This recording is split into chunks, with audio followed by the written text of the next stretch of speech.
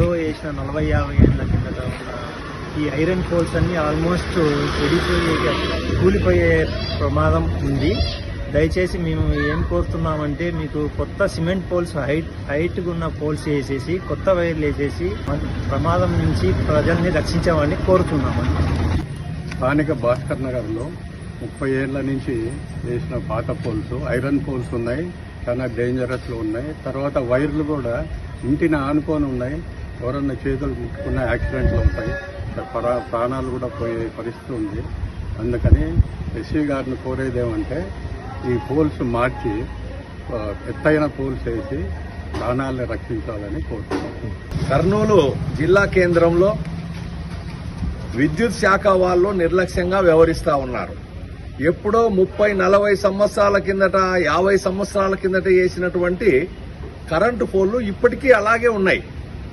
రోడ్లు వేసినారు, మొత్తం వీధులన్నీ ఎత్తు పెరిగినాయి, కరెంటు పోల్లు తగ్గు పెరిగినాయి. చేతికి అందే పరిస్థితుల్లో కొన్ని ఏరియాలలో కరెంటు తీగలున్నాయి.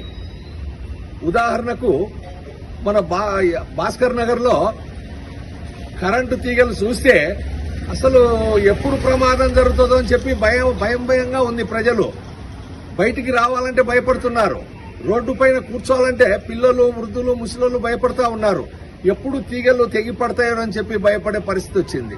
అట్లాగే ఏమన్నుంటే చెట్లు కొట్టేస్తారు. దయచేసి ఈ విద్యుత్ శాఖ వాళ్ళకు మేము కోరేదేమంటే చెట్లను కొట్టొద్దండి, యూ షేప్ లో కొట్టండి, చెట్లను కాపాడండి, ప్రజలను ప్రమాదం జరగకుండా రక్షించాలని చెప్పి పట్టణ పౌర సంక్షేమ సంఘంగా కోరుతా ఉన్నాం. ఇప్పుడు ఈ రోజు మేము ఈ ప్రాంతంలో పర్యటించాము.